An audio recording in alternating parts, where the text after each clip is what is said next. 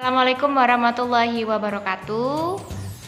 Alhamdulillahirrabbilalamin, kita masih diberikan nikmat sehat sehingga kita dapat melaksanakan presentasi online pada hari ini.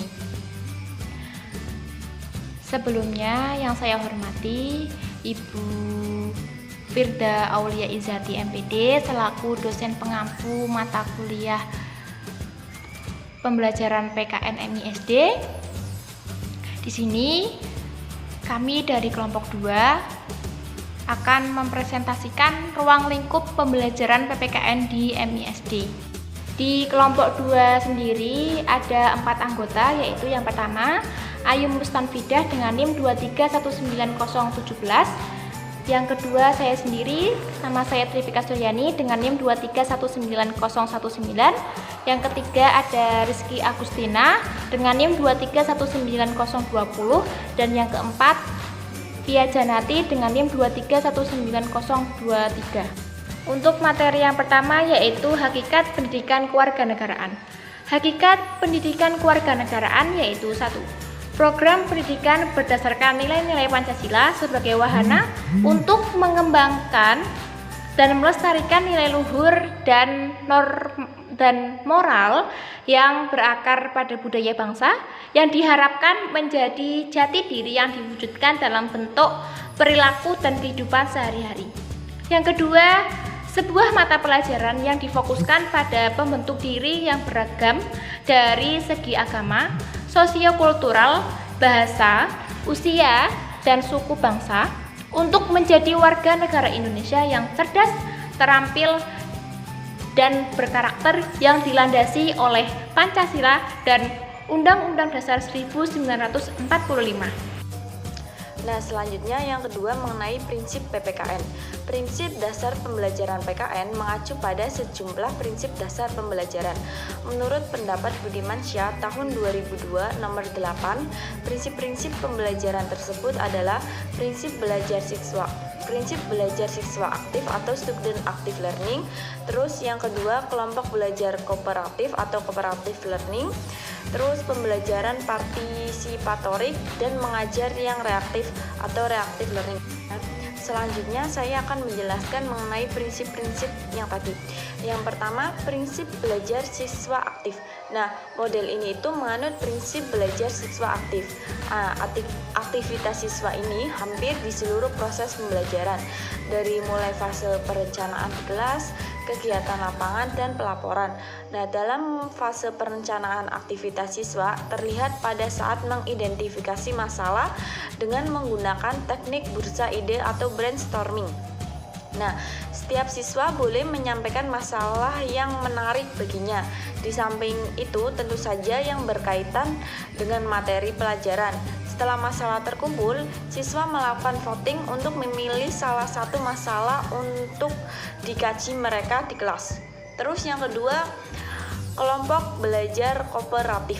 Nah, proses pembelajaran PKN juga menerapkan prinsip belajar kooperatif, yaitu dengan proses pembelajaran yang berbasis dengan kerjasama. Nah, kerjasama yang dimaksud ini adalah kerjasama antar siswa dan antar komponen-komponen lain di sekolah, termasuk kerjasama sekolah dengan orang tua siswa dan lembaga yang terkait. Terus kerjasama antar siswa jelas terlihat pada saat di kelas sudah memilih satu masalah untuk bahan kajian bersama. Ketiga yaitu prinsip pembelajaran partisipatorik. Nah, pembelajaran partisipatorik ini merupakan salah satu prinsip dari pembelajaran pendidikan kewarganegaraan. Sebab melalui prinsip atau model ini, siswa belajar sambil melakukan atau bisa kita sebut dengan learning by doing. Nah, salah satu bentuk melakukannya yaitu siswa belajar hidup berdemokrasi. Nah, sebab dalam setiap langkah model ini atau prinsip ini memiliki makna yang ada hubungannya dengan praktik hidup berdemokrasi.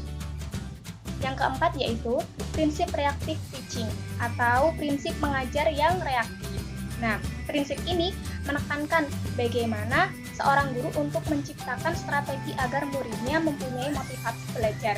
Nah, oleh karena itu, guru harus antusias untuk mengatasi setiap masalah yang terjadi. Misalnya pada proses pembelajaran itu membosankan. Nah, guru itu harus mencari solusinya, bagaimana pembelajaran itu agar tidak membosankan. Maka guru itu harus merancang suatu strategi. Nah, ciri-ciri guru yang reaktif itu ada banyak. Salah satunya yaitu menjadikan siswa sebagai pusat kegiatan belajar. Kemudian, pembelajaran dimulai dengan hal-hal yang sudah diketahui dan dipahami siswa. Kemudian, selalu berupaya membagikan motivasi belajar kepada siswa dengan membuat materi pelajaran sebagai suatu hal yang menarik dan berguna bagi kehidupan siswa. Nah, jadi guru itu harus membuat materi yang menarik bagi siswanya. Dan yang terakhir yaitu segera mengenali materi atau metode pembelajaran yang membuat siswa itu bosan atau yang tidak bosan. Nah, bila hal itu membuat siswa bosan, maka harus kita lakukan sebuah strategi atau bagaimana caranya agar siswa itu tidak bosan saat belajar. Yang ketiga, ruang lingkup mata pelajaran PPKN dalam kurikulum 2013. Ruang lingkup kurikulum utama perubahan PKN menjadi PPKN adalah sebagai berikut. PKN dalam KTSP meliputi persatuan dan kesatuan bangsa, kekuasaan politik, Pancasila, dan globalisasi. Sedangkan ruang lingkup PPKN kurikulum 2013 mencakup Pancasila, Undang-Undang Dasar 1945, Bhinneka Tunggal Ika, dan NKRI. Pendidikan kewarganegaraan merupakan mata pelajaran dengan visi utama sebagai pendidikan demokrasi yang bersifat multidimensional. Oleh karena itu, secara singkat, PKN dinilai sebagai mata pelajaran yang mengandung misi pendidikan nilai dan moral. Dalam pandangan Likona disebut Educating for Character atau pendidikan karakter. Pembelajaran PKN di SDMI dapat dikatakan sebagai program pembelajaran dengan nilai moral Pancasila yang bermuara pada terbentuknya watak Pancasila dan Undang-Undang Dasar 1945 dalam diri peserta didik. Adapun ruang lingkup mata pelajaran PPKN untuk SDMI berdasarkan Permendikbud nomor 20 tahun 2006 sebagai berikut. Yang pertama, persatuan dan kesatuan bangsa. Yang kedua, norma, hukum, dan peraturan. Yang ketiga, hak asasi manusia. Yang keempat, kebutuhan warga negara. Yang kelima, konstitusi negara. Yang keenam, kekuasaan dan politik.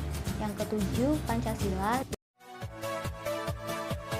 Itu tadi penjelasan mengenai ruang lingkup PPKN di MISD. Saya selaku moderator, apabila dalam presentasi ada banyak kesalahan, saya mohon maaf. Terima kasih. Wassalamualaikum warahmatullahi wabarakatuh.